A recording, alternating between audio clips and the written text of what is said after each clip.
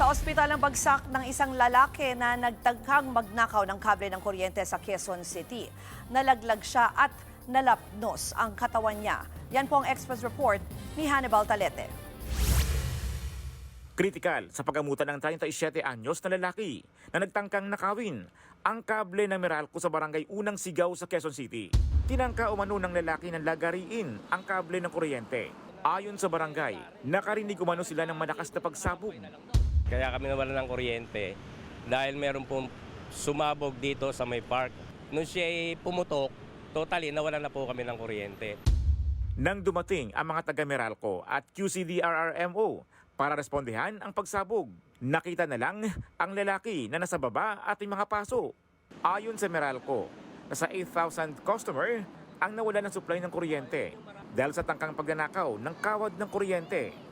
Nilalagarin mo kable, lalo na live na ganyan, siyempre iba ng motibo, no? Siyempre pag nanakaw na yun. Meron din pong nakakilala doon sa tao na yan ang nagnakaw ng kontador namin kasi may mga dumating eh.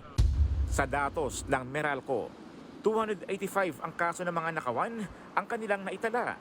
Higit 100 dito ang nauwi sa pagkawala ng kuryente sa lugar.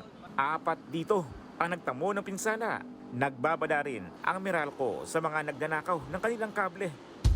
Yung delikado po talaga, no? Yung magnakaw ng kuryente, please make no attempt to steal the Meralco facilities. This is the only causes service interruption, but also causes harm to the public.